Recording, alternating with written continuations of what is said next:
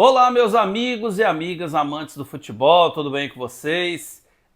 Eu imagino que não, né? Para quem é amante do futebol, ontem tivemos uma noite para ser esquecida e o futebol brasileiro em relação à seleção hoje está de luto. Se fosse um fato verídico, ontem foi a morte e hoje seria o sepultamento da senhora CBF.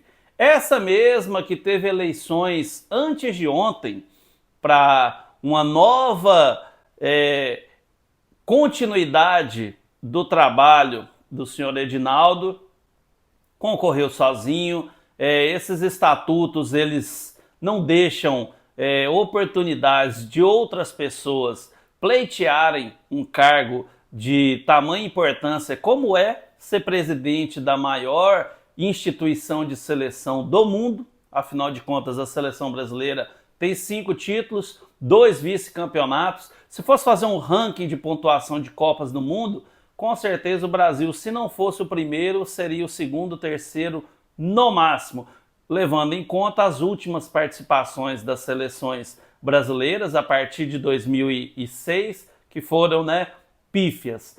Mas a CBF, que continua com seu presidente, que nesse ciclo de Copa do Mundo entre Catar e Estados Unidos, Canadá e México, que geralmente são 4 anos, desta vez foi 3,5, devido a condições climáticas no Catar, a Copa aconteceu entre novembro e dezembro de 2022. Se o tempo já era curto, e eu achei que a CBF tinha encontrado a verdadeira fórmula, que é o quê? Acaba a Copa do Mundo, o técnico ou pede para sair ou é demitido, desligado em comum acordo ali, e começa-se um novo trabalho de 4 anos, a não ser que aconteça alguma coisa fora do comum nesse ciclo. Geralmente quem assume após a Copa vai até a Copa do Mundo, sendo campeão ou não. Geralmente o técnico pede para sair. Tivemos uma exceção que foi o Tite, que comandou por 2 Copas, mas enfim, é isso que acontece. Mas nesse ciclo de apenas 3 anos e meio, a seleção brasileira, que sempre chega como favorita nas Copas, se deu ao luxo de ficar 1 ano esperando um técnico que hora nenhuma falou que viria, se deu ao luxo de colocar um técnico que nunca foi de time profissional, mas sim de sub-15, sub-20, categorias ali inferiores à profissional. Se deu ao luxo de colocar um técnico que sim, vitorioso no seu clube, mas sem dedicação exclusiva à seleção brasileira pentacampeã, que tanto merece, e aí acumulou 2 funções, e quando você tenta fazer 2 coisas ao mesmo tempo, geralmente não dá certo em ambas, ou uma sai muito melhor do que a outra. É quase que impossível você executar 2 tarefas com sucesso ao mesmo tempo, e foi o que aconteceu. E aí o Brasil chegou nessa noite de março, numa capital charmosa como Buenos Aires, e dançou bonito tango. Só que quem conduziu a dança inteirinha foi a seleção argentina, foi a seleção do Scaloni. Na minha opinião, foi isso que aconteceu ontem. Futebol 4 e pelada 1.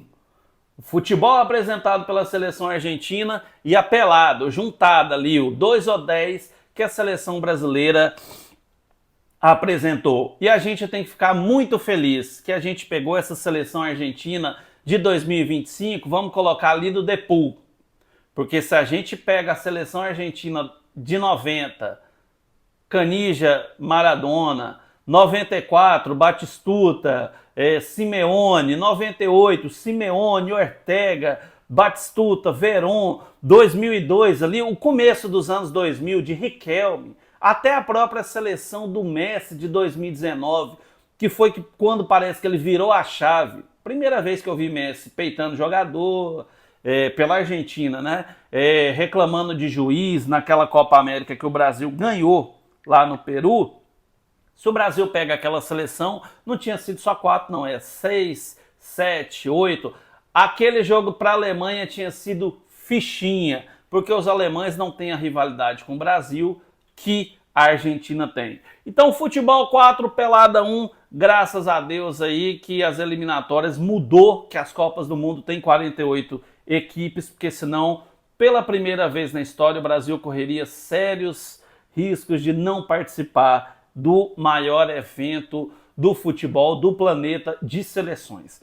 Essa partida valeu demais. A Argentina já tinha entrado classificada, mas se consolidou a classificação da Argentina para a Copa de 2026. É a primeira seleção aqui das Américas classificada matematicamente, porém, até o Brasil, até o Paraguai, vamos dizer ali, as seleções têm mais de 90% de chance de se classificarem para o Mundial, que vai ter 48 equipes a partir de 2026. Então a Argentina não só venceu o Brasil, garantiu matematicamente a sua classificação, na minha humilde opinião, também classificou, garantiu a classificação em primeiro lugar, ou seja, o vencedor das eliminatórias das Américas, que é um torneio, as eliminatórias é mais forte do que a própria Copa América, porque é todo mundo contra todo mundo, turno e retorno. Então, a verdadeira Copa América é a Argentina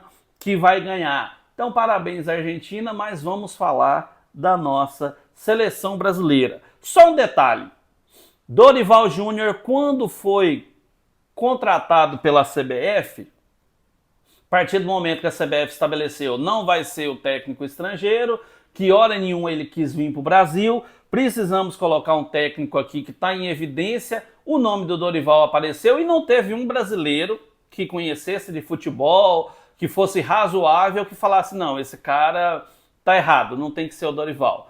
Era o cara atual bicampeão de Copa do Brasil por 2 clubes diferentes, campeão de Libertadores pelo Flamengo, então assim, um cara que tinha um perfil estudioso, tinha um perfil calmo à beira do campo, então a CBF chamar o Dorival para esse trabalho, na minha opinião, naquele momento não foi um erro, e eu acho que na opinião de muita gente aí, da grande maioria da imprensa. Porém, quando a gente começa a observar os jogadores convocados, ou o desenvolvimento do trabalho, não que o Dorival seja um mau técnico, pelo contrário, é muito bom, mas às vezes não casou o trabalho Dorival e seleção. Tem muita gente que diz, tem jogador de clube, tem técnico de clube, mas tem hora que você vê uma coisa muito boa sendo somada a outra coisa muito boa e o resultado não dá certo. E eu acredito que foi o que aconteceu com o Dorival. Mas tirando uma figura do Dorival, pessoa, profissional, vamos dar um exemplo aqui da última convocação. Eu tô de preto porque eu fui num velório, né? Minha seleção ontem foi jantada e será enterrada hoje. Então eu tô de óculos escuro, tô todo de preto porque eu tô em clima de velório aqui nesse vídeo. Vamos observar rapidamente a convocação do Dorival. Goleiro, Bento do Al Nassr. Beleza, o Bento é um bom goleiro, mas a gente já começa vendo aqui. Bento, Al Nassr, Lucas Perry, Lyon, Everton, Palmeiras. Tá vendo Al Nassr, Lyon, equipes que segunda, terceira prateleira mundial. Eu acho que até mais para baixo quando se trata do Al Nassr. Vamos para os laterais. Alexandro, do Flamengo, que na minha humilde opinião já deu o tempo dele ali na seleção brasileira. Bom jogador, mas já deu. Guilherme Arana, do Atlético Mineiro, sempre contestado. Wanderson, do Mônaco. Sabe quem que é o Mônaco na fila do pão? É o terceiro colocado do campeonato francês. Conseguiu estar atrás do Olympique de Marseille, que só tem o PSG, que de 20 e tantos jogos, eu acho que de 28 jogos ele ganhou 21 e empatou 5. Esse é o campeonato que o Mônaco está em terceiro. E o Wesley do Flamengo, esse eu acredito sim que vale a aposta que esse cara, ele vai longe. Ontem a gente viu um certo nervosismo, é um cara de 20 e poucos anos, 21, 22, então assim, totalmente entendível. Mas desses aqui, das lateral, o único para mim que deveria estar lá era o Wesley. Zagueiros, Beraldo, PSG, que eu já falei que joga um campeonato sozinho e concordo com a convocação. Léo Ortiz, concordo. Marquinhos, para mim, capitão da seleção, um cara antigaço aí de seleção brasileira, mas não sei também se é essa unanimidade toda. Murilo, do Nottingham Forest. Fora eu, quem mais aí mal sabe que time é esse, que é da segunda, terceira prateleira do futebol inglês. Deve estar lá em quinto, sexto, sétimo do campeonato inglês, que é forte. Mas assim, esse nome, meu amigo. Continuando aqui, André do Wolver, sei lá o que, Wolverhampton. Eu não sou poliglota para saber falar esse nome, mas assim, outro do futebol inglês lá que também é quinto, sexto, sétimo, oitavo, só Deus na causa. Ederson do Atalanta, que é ali, ó, muito, mas muito atrás de Juventus, Milan, Inter de Milão. Eu digo em termos de história, pode estar fazendo um bom campeonato, mas não tem o peso dessas camisas. Aí a gente vai, João Gomes, desse velho e bom Wolverhampton aí, Gerson do Flamengo, esse sim, Joeliton do Newcastle, um time que ficou 70 anos para conquistar um título de importância. Parou a Inglaterra porque esse time ganhou um título. Joeliton, né? Matheus Cunha também desse time. Eu não sei. Alguém tá assistindo esse time jogar para esses caras? 3, só do meio de campo, 3 do mesmo time, de quarta, quinta prateleira do futebol inglês? Continuando, eu não tô falando desses caras individualmente. Eu tô falando coletivamente. Eles podem estar sendo um destaque ali no time deles. Mas eu não tô vendo, o time deles não é o Manchester City, não é uma Juventus, não é um Real Madrid, é esse nome aqui que a gente nem sabe falar. Será que é esse cara que vai agregar o futebol pentacampeão para uma Copa do Mundo depois de 24 anos? Continuando aqui, Estevão do Palmeiras, boa aposta. João Pedro do Brighton, outro clube da Inglaterra que tá lá na quarta prateleira. Aí não tem o que discutir. Rafinha, Barcelona, Rodrigo, Real Madrid, Savinho do City, Vini Júnior do Real e Henrique do Real. Aí você fala assim, esses caras brilham na primeira prateleira do futebol mundial. Barcelona, City, Real Madrid. Aí não tem o que discutir. Se o cara destrói no Real Madrid e na seleção não tá jogando, a gente tem que olhar pro técnico e falar assim, ó, tem que fazer esse cara jogar.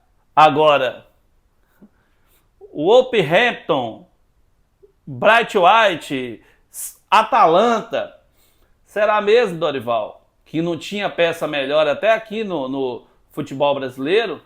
Flamengo, Corinthians, São Paulo, Palmeiras, Botafogo, Atlético Mineiro, será? Cruzeiro, Inter? Sei não. Bora continuar aqui. Então, para mim, o erro do Dorival tá na convocação. Um ótimo profissional, mas ontem, na hora que precisava mexer, ele não tinha jogador, porque ele olhava pro banco e falava assim, ó, sabe quando seu time tá numa péssima fase, que não contratou ninguém, tá perdendo, e você olha pro banco e fala assim, não tem ninguém para colocar? Foi o que aconteceu na seleção, só que aqui ele não precisa contratar ninguém, ele escolhe quem que ele vai chamar. Então, nessa aí, foi uma pisada de bola tremenda. A partida do Joeliton, do Murilo, meu Deus do céu. Teve uma hora que o Luiz, não posso falar o nome do narrador aqui, teve uma hora que o narrador falou assim, Joeliton, um passe de 5 metros, amigo, tava errando. Murilo não jogou bem, eu ouvi gente dizendo, o Murilo vai entrar e nunca mais vai sair dessa zaga, e etc. O teste de fogo foi ontem. Os 2 primeiros gols da Argentina, a bola desviou nele e caiu no pé do jogador da Argentina para fazer o gol. O João Gomes teve uma hora que mostrou ele falando lá, tipo assim, a bola veio em mim. Ele estava desesperado porque errou um passe simples, porque o companheiro reclamou dele, tipo assim, ó, ele faltou pouco falar assim, a culpa é sua que tocou a bola em mim, não era para ter tocado. É cara que colocou a camisa da seleção, não tô dizendo assim, ó, nunca mais convoca, mas no momento, vamos ver, tá sentindo, dá uma chacoalhada, coloca jogador mais experiente se for o caso. Esses 3 aqui, lamentavelmente, ontem e contra o Uruguai, principalmente o Joelton, mostrou que não está pronto para esse momento. Contra o Uruguai ele entregou um gol, contra a Argentina eu acho que ele saiu até no primeiro tempo, no fim do primeiro tempo, porque estava assim, ó, horrorosa a partida dele. Então, eu duvido que o Brasil não tenha jogadores para posição com a melhor capacidade. Vamos continuar aqui. Vini Júnior e Rodrigo, procura-se. Eu coloquei a plaquinha aqui de procura-se porque assim, cadê aqueles dois jogadores do Real Madrid? Não é possível, gente, que lá eles conseguem fazer o que aqui no Brasil não sai. O Vini Júnior fez o primeiro gol dele nas eliminatórias no jogo passado contra o Uruguai, no último lance. O Rodrigo, cadê nosso 10? E a gente vê os caras fazerem lá na Europa, no Real Madrid, mas na seleção brasileira não. Então isso aí novamente volta a culpa pro técnico. Novamente é o técnico que tem que fazer o time jogar e os jogadores dele render o que rende no clube. Não estou dizendo que o Dorival não tem o conhecimento, mas que na seleção não está sendo colocado em prática, não está. Então Rodrigo e Vini Júnior, que são considerados por 99% da imprensa 2 dos 20 melhores jogadores do mundo, na seleção brasileira, você não ouve falar. Você não vê assim, ó, um lance que convença na seleção brasileira, que justifiquem a convocação. Lembrando que se o técnico, qualquer técnico do mundo que não convocar esses dois, eu acho que é demitido no outro dia pela CBF. Mas tem que vir um técnico que consiga fazer os dois jogarem bola. Marquinhos, capitão, será mesmo que ainda cabe essa braçadeira de capitão pro Marquinhos? Saiu desgastado depois da última Copa, perdeu o pênalti contra a Croácia. Sabe, a gente já não vê essa liderança toda. Arana titular, será mesmo que o Arana, que não tem esse poder de marcação, ele joga muito bem no Atlético Mineiro, é inquestionável ali dentro do clube, mas passou a ponte da amizade, é outro país, amigo. É jogo de seleção, é jogo duro. Será mesmo que o Arana é o titular da seleção pentacampeã? Respondam vocês aí assistindo esse vídeo. Entre os goleiros, Bento, Lucas Perry e Everton, lembrando que o Alisson machucou no primeiro jogo, levou lá uma pancada na cabeça e saiu, ficou impossibilitado de jogar, até que aqui tá ok. Vai ter um ou outro goleiro que vão dizer que poderia estar, mas são 3 goleiros bons. O Bento, não preciso dizer. O Lucas Perry fez um excelente campeonato pelo Botafogo. O Everton vem aí à frente do Palmeiras, que é uma das 3 melhores equipes do Brasil há uns 5, 6 anos. Então, assim, ó, de goleiro nós estamos bem servidos. Não teve nenhum gol que foi culpa dos goleiros. Tanto o Alisson, quanto o Bento, quanto o Everton quando joga, enfim, de goleiro nós estamos bem. Dorival Júnior, a mídia em massa diz que está na hora dele pegar a malinha, sair de cena e a CBF trocar o comando.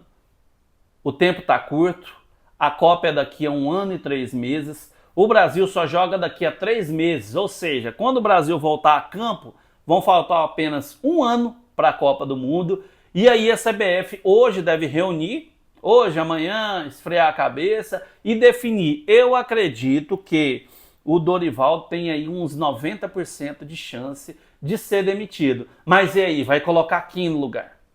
O pessoal fala do Abel Ferreira, não sei se ele vai sair do Palmeiras para isso. O pessoal fala do Felipe Luiz, não sei se o Felipe Luiz vai sair do Flamengo. Talvez seja o nome mais provável por estar começando a carreira e já mostrou resultado em menos de 1 ano de carreira aí, vários títulos. O pessoal fala do Ancelotti até hoje, que eu não acredito que ele vai largar a seleção do Real Madrid para vir para a seleção brasileira. E olha que seria uma boa, porque lá o Vini Júnior e o Rodrigo conseguem jogar. Eu, particularmente, acho que o Dorival não chega na Copa do Mundo. Vocês aí. Acho que vai ter a substituição. E o Dorival volta para o Brasil, meu amigo, e eu acho que ele não fica 2 dias desempregado, aparece um clube e belisca o treinador, que é muito bom. Onde ele passou pelos clubes, fez belíssimos trabalhos. Rolou uma história aí de podcast, eu fiz até umas ilustrações, lembrando que quem é novo aqui, assiste, a gente faz um vídeo assim, entre aspas, caseirão, como se você estivesse conversando com um amigo seu de futebol. Fiz a montagem aqui referente ao podcast, o seguinte, podcast hoje em dia ele tem muita pergunta, ele tem muito palavrão, parece que o cara faz questão de xingar o tempo todo, tem muita risada, história boa, e tem muita história de folclore ali, aquelas histórias de que você fala, rapaz, será que foi isso mesmo?